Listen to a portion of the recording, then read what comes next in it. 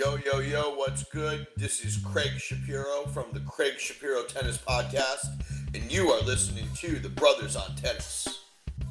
Yo, yo, yo, what's up, everybody? This is your boy Isaac. And this is your boy Bryce. And we are Brothers on Tennis. And guess what, folks? We are bringing back an oldie but goodie.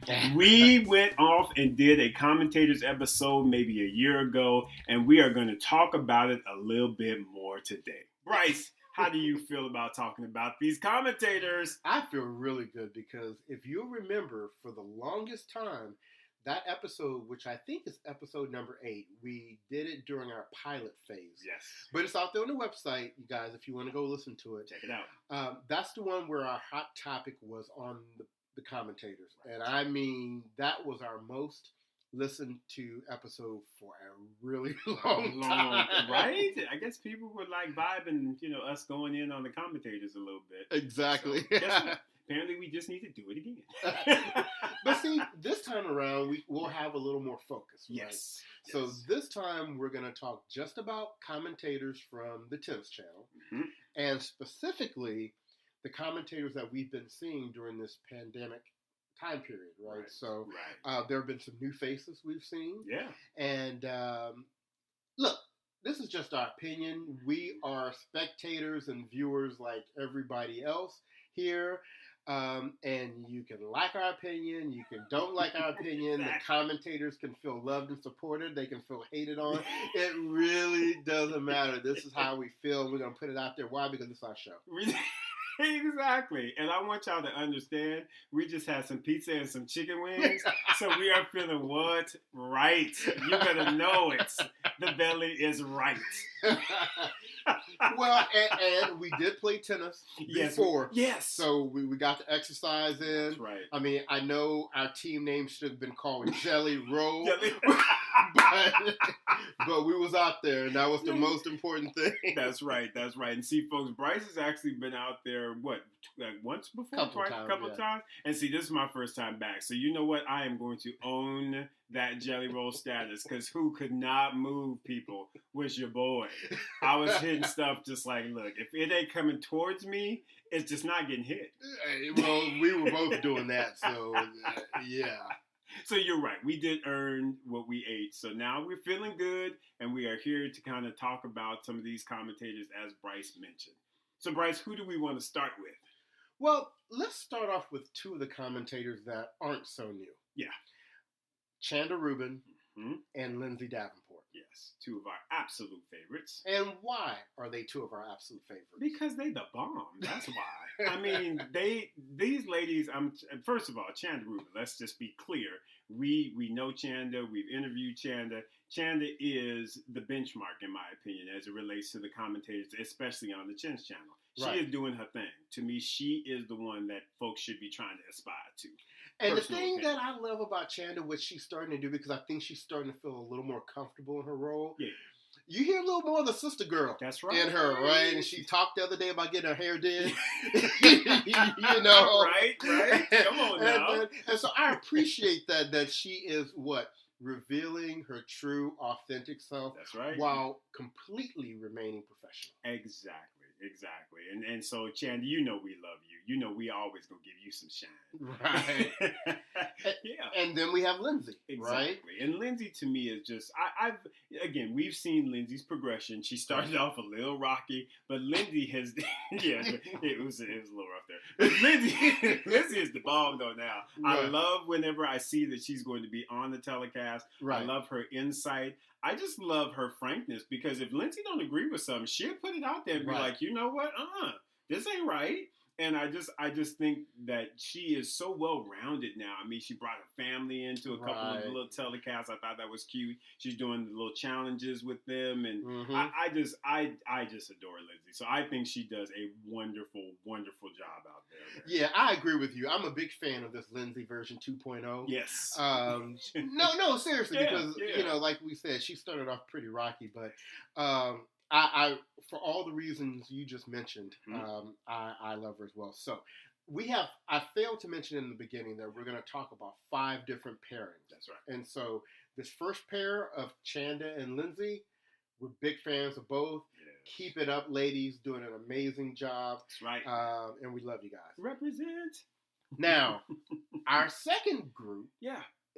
our second pairing is really two of the newer ones. commentators. Yeah. One of them being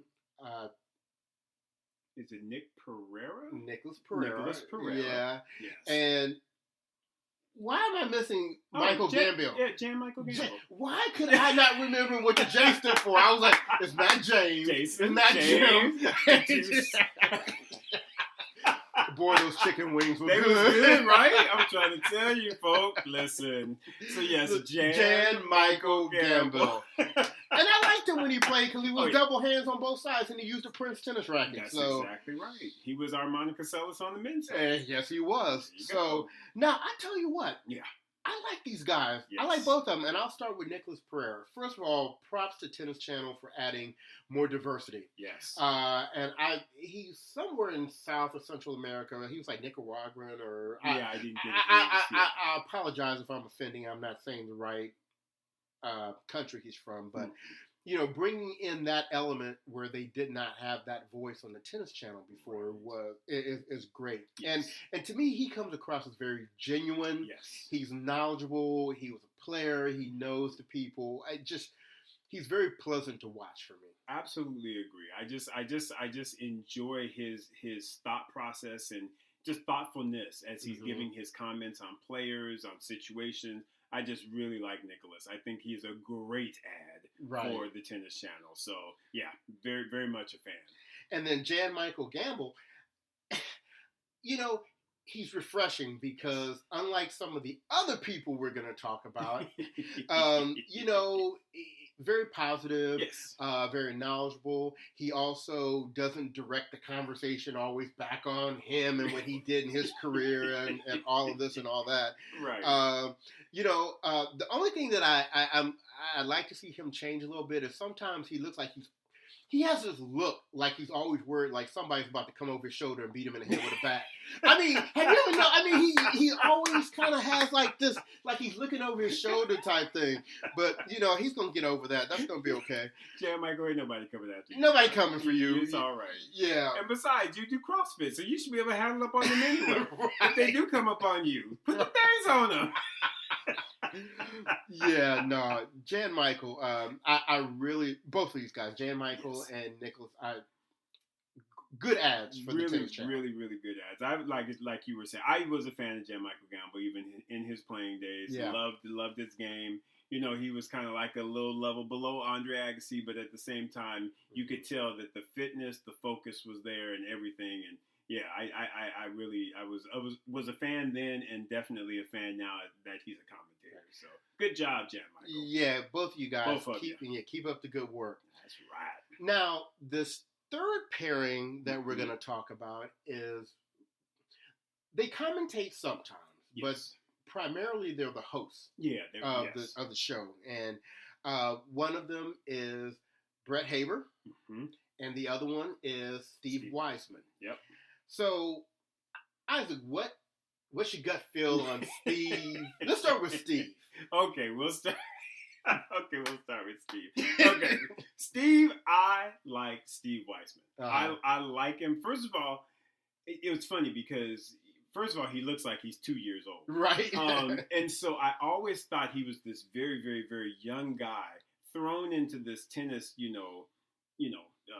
this commentator role, and he's handling his business. I mean, he's directing people, he's directing the discussions and conversations. I just felt that he always did a very good job of that with a very good sense of humor. And I just immediately liked him. I was like, all right, this kid's got it going on.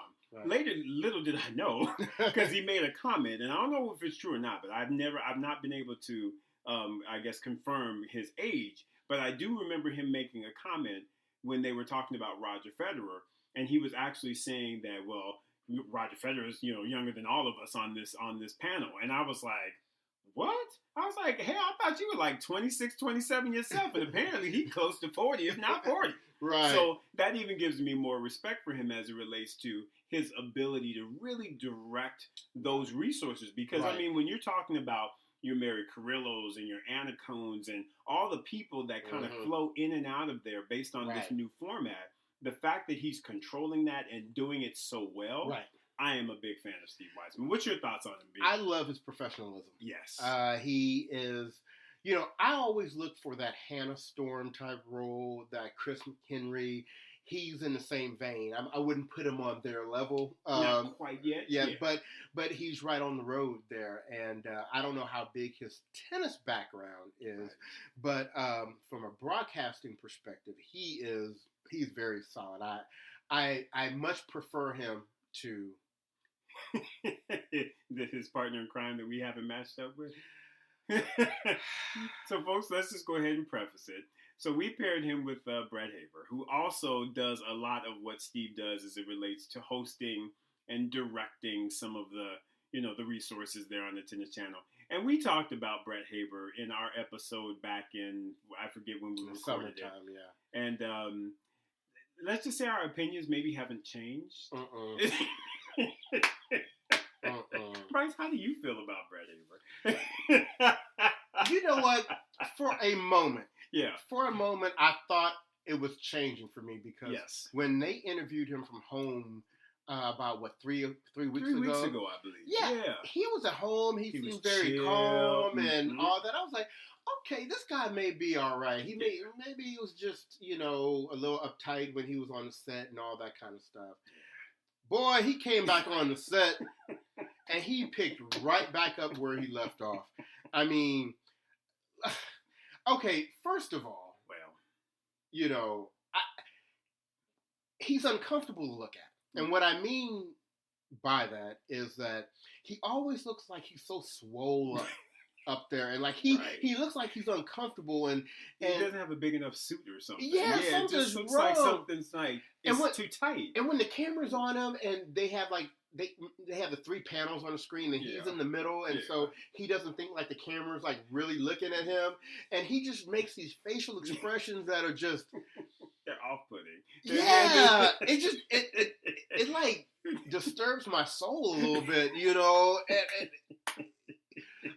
I don't know. It just and then the thing is he just seems like he's gotten more aggressive with him being a little snarky and smart aleck and I guess I'm down with that if you do it occasionally, but it seems to be a part of his thing and it is not enjoyable for me and apparently Jimmy Arias now, who we will talk about later. We are about to talk about, is just his do it guy, right? He just goes after Jimmy, which I'm not too bad at him for, but he just goes after Jimmy and it's just like we don't want to see all this, Yeah. And then the other thing is they got to work on like catching his breathing, right? Because did you catch when they had him? He was off the screen, but the microphone was still on him, and all you heard was breathing. Yeah, that breathing. And I'm just like, dude, man. Dude, I've been on multiple conference calls where you got somebody with their mic all up in their nostrils, and you be like, yo, whoever that is, put yourself on mute. Because all we are hearing is breathing. We trying to conduct the meeting. I mean, he's not, I would just say, and he may be a really nice guy and a great father and a humanitarian and all that, but he is just not my favorite. He's got a couple things to work on. I want him to work on them suits, though, because he just, I'm serious, bro, because I'm like you, I agree. Them suits just make him look swole, and it's very uncomfortable, because you feel the way that your host or the person you're watching feels. Right. And if they sitting up there looking all tight and all my chest feel tight. My chest, exactly, I can't breathe. Oh my goodness! But you know what? But maybe that's not his fault because that's supposed to be dressing. wardrobe. That's a stylist. That's wardrobe. Exactly. And somebody in wardrobe don't like Brett Haber. All right, Brett. Let's just put it out there. There you go. The lady or the guy who's in wardrobe, they are not your friend. No. So you need to go ahead and let them go. Get you a new stylist. And hey, just how you were at home, how comfortable you were. Yeah. Bruh, come on Tennis Channel set like that. I ain't gonna be mad at you. I'm gonna enjoy that because why? You will look comfortable, therefore I will feel comfortable. Exactly. That's all I want. That's all we want for you, friend. And the thing, as if this is not enough, right? Mm-hmm. The other day, he was talking about Lori McNeil. Okay. Right? Oh, yes. You know, one of our sisters. The sisters, yes. And, yes. you know, he's trying to do the right thing and roll down her stats. And he says she reached a career high of number 4. Yeah, no. That would not be Lori McNeil. Let me tell you we would talk about Lori McNeil a whole lot more if she ever hit number 4 in the world. Right. You confused her with the other sister. That's the other sister. Zena Garrison. Right? Yes. And our sister. I was halfway expecting for Chandler to correct him. But I understand she just probably was like, you know. Don't be putting your job in jeopardy. Exactly. Don't come clown. But we'll do it for you. Exactly. We don't have a lot of, like, historic black stats in tennis, right? We don't have a lot of vintage black stats. So let's get the few we got right. Exactly. Lori McNeil reached number 9 in the world. Yes. Not number 4. No. That person was named Zena Garrison. I know they both black, but... Zena. Right. Number 4. You don't hear them mixing up Lindell and McEnroe's stats, you know. Let's not mix up Lori and Zena. That's right. And granted, the one thing that I'll give Brett that might be a little bit of a pass is I know he was probably just reading from a teleprompter. Right. So whoever put that stat on the teleprompter, number 1, needs to be fired. Yep. But number 2, it just shows you the depth of his knowledge about tennis. Right. Because he should have looked at that and be like, that don't sound right. Exactly. That just don't sound right. Come on, Brett. So we trying now, but you got some work to do. Right. You got some work to do. So we're going to get off Brett because people don't think we got something against him, you know. That was fun. So if you want fun, let's go to number 4. Yes. Pairing number 4, which, once again, these are 2 of our newer commentators on the Tennis Channel. Yes. We have former number 1 doubles player in the world. Yes. Mark Knowles. And we have previous top 5 singles player on the men's side, Jimmy Arias. Mm-hmm. So I'm just going to go out there and say, you know, in the past I've liked both of these guys. Yeah. I thought Mark Knowles was an amazing doubles player. Absolutely. Jimmy Arias, growing up, he was one of 2 people, he and Ivan Lendl, that I kind of patterned my forehand after. Nice. Unfortunately, the broke side of my forehand is like Jimmy Arias'. But nonetheless, he had an amazing forehand, right? That's right. But how do you feel about them as commentators? Okay. So, and I agree with you. I never really followed Jimmy Arias, but I definitely followed Mark Knowles. And Mark Knowles is my dude. Bahamas, number 1 in the world. In fact, him and Nestor's, I was hating on Nestor's because Nestor dropped Mark Knowles. He did, yeah.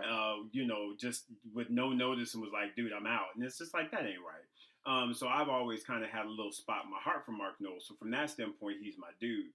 Commentating side, I believe that Mark might be following kind of the Lindsey path. He's just kind of starting off a little rough. Right.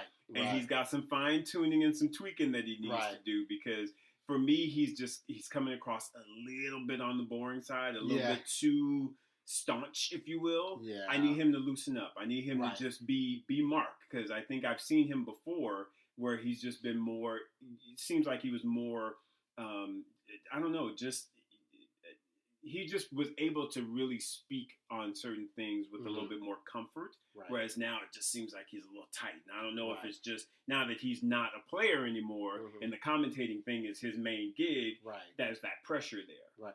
Let that pressure go, Mark. It's all right. You were good when you started. You can be good again. Right. Let's just get yourself out this little bit of a dullness. I like your comparison to Lindsey because I like his spirit. I think he's got the right spirit. Absolutely. And so I know he's new, and I'm not going to knock him for being new. So he needs to ask Lindsey for the digits in terms of whatever classes she went to or whatever, and get herself right. And I think he could be good. So I have fingers crossed for Mark. I agree completely. Yeah. Now with Jimmy Arias, I can't say that I'm enjoying his being a commentator, and I actually had the opportunity to meet him at the UCLA tournament. Very nice person, and very nice in person. Very we talked and just very nice. But I guess he comes across as just being a little too negative. Yeah. It just seems like every time someone says something, he's always like playing devil's advocate or always saying something negative about it. Right. And I'm just like, and like you were saying earlier, sometimes that's all right. Mm-hmm. But you can't ride that all the time. No. And I just feel like he is just being negative all the time. Yeah. And my whole thing, actually, even with Jimmy Arias, and this was after I met him, but even before the whole commentating, when I found out about, the squad with Arthur Ashe and you had Connors and McEnroe and him and I forget the other dude, and they were just acting a fool and should have swept the Davis Cup and just acted an ass, and then you got Arthur Ashe all turned up and angry. At that point, I was like, you know what, Jimmy Arias, I'm salty with you. Right. You don't do Arthur Ashe like that. Right. And so that sort of sits with me as well now. So maybe I look at him from a different pair of lenses now. But I'm not that happy with him. No, I mean, it's one of these things where in your gut whether you are enjoying listening to somebody or mm-hmm. if you're not. Right. And he triggers me when he starts all, like you said, that negativity, all that talking and being very sarcastic and being very demeaning, I think, sometimes on certain things. And it's just... he needs to get that together. Or once again, I can't blame any of these people. I blame the person that sat there and watched him do his test commentating and said, like, we should put him on the show. Yeah. That person needs to be fired because this dude, some people have it. Yeah. And some people don't. Some people just don't. And I know he's working with IMG, mm-hmm. the Academy. Maybe that's your call. Maybe that's his calling. We know Nick Balateri's not in the best of health, so maybe he needs to go down there and play a stronger role. Well, there you go. But in terms of his contributions on the Tennis Channel, he is really, when he and Brett Haber are both on, oh Lord, yeah, television is going on mute. I fast forward. Yeah, I do. I have to be honest with you. So, fellas, y'all need to get yourself right. Right. Just saying.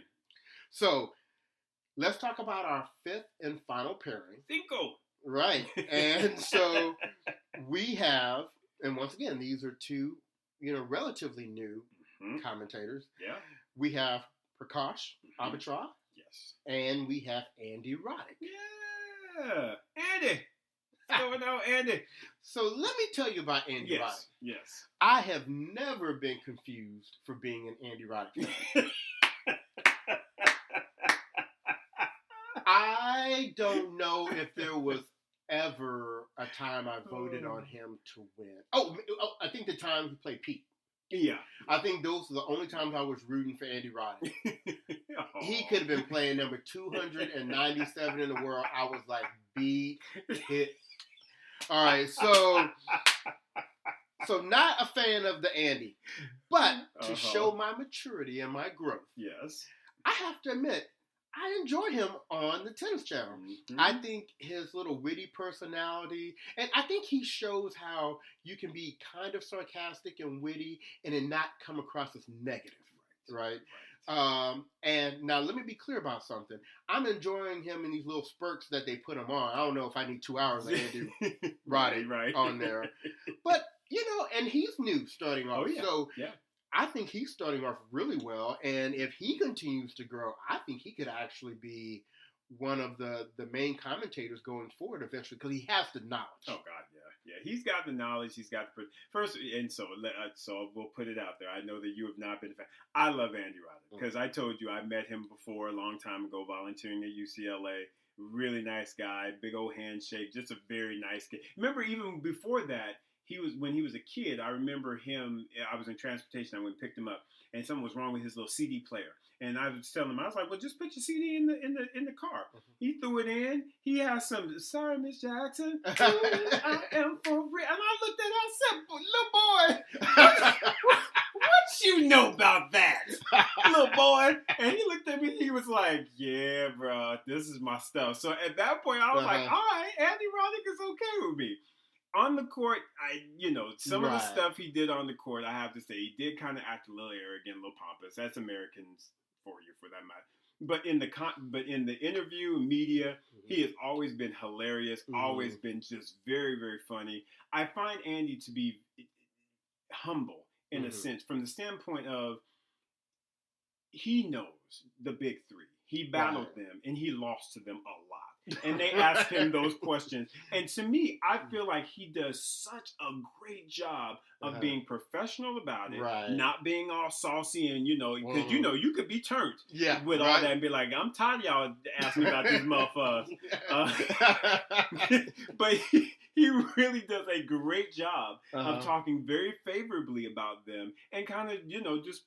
So I am really impressed with Andy Roddick. I think he is doing such a great job as a commentator, and I look forward to seeing it. I agree with you though. I don't know about 2 full hours of Andy, but I love the spurts. The spurts of him are absolutely priceless. They are excellent. Andy Roddick, you do you, brother. I like it. That's been a huge surprise for me. Now, then you have Prakash. Who is becoming like everybody's favorite, right? Who doesn't love Prakash? Come on. Great personality. Yes. Although he may not have all the highlights in his personal tennis career, his dad was VJ. I mean, so there you go. I mean, if I didn't do it, my dad did it. Exactly, right. So, and I definitely grew up watching his dad. Yes. He brings a whole different kind of energy to the set, along with being very knowledgeable, along with having a great relationship with a lot of the current players. Absolutely. I could probably see some of the other commentators being a little jealous of him. For sure. I mean, when you have when you have a personal relationship with Venus and Serena, and you can call them up and have interviews directly with them, can't none of these folks that we talked about have any type of they don't have that relationship with them. Except for Chandler. Oh yeah, that's right. I'm sorry. Yeah, let me get right. That's right, Chandler, because sister girl. That's right. But yeah, her and Prakash. Prakash, right? That's it. And to me, I love the fact that once again, Tennis Channel is trying their best to do a little bit more from the diversity standpoint as it relates to bringing Prakash on, who is Indian. You've got Nicholas, who we talked about. Got Chanda. I like that they are showing a little bit more variety in their commentators. So keep that up, Tennis Channel. But yeah, we love Prakash. Prakash is my dude. Plus, he's just in shape like crazy in shape. Crazy in shape. Yeah. So from that standpoint, I'd be like, dang, Prakash, for real? You want to make a brother feel that bad? Dang. Well, listeners, we hope that this has been either informative, enjoyable. We're not exactly sure what's the right adjective for this, but we have enjoyed it. Fun. We had to get some of this off of our chest. And I'll completely understand it if Brett Haber is not coming for me. But what? I'm right here. I'm not scared of you. So anyway, we wanted to remind our listeners that we are going live on Instagram Wednesday, June the 3rd, 6 o'clock p.m. Pacific time, 9 o'clock p.m. Eastern time, if you didn't know how to make that conversion. There you go. And come on, holla at us. Talk to us about, our latest episodes. Let's talk about what's going on in the tennis world. Let's expand this commentator conversation. What do you think? I absolutely agree. Because, I mean, Bryce and I have our feelings about this list that we talked about. And y'all might feel the same. Y'all might feel completely different. But you know what? It's all good. We like that. Yeah. We want to have some discussions about that. So bring your thoughts. Bring your opinions. We'll sit up and we'll talk. We'll chat with you. And we'll express some other thoughts that we didn't want recorded. So once again, that is Wednesday, June the 3rd, 6 o'clock p.m. Pacific, 9 o'clock. I can't do the conversion. I'm thinking about some chicken wings left in the refrigerator. 9 o'clock p.m. Eastern time on Instagram. We're at Brothers on Tennis at Instagram. So with that, we're going to say bye and go hit the rest of these chicken wings that are in the kitchen. signing off for today. This is your boy Bryce. This is your boy Isaac. And we are Brothers on Tennis. Be good, everyone.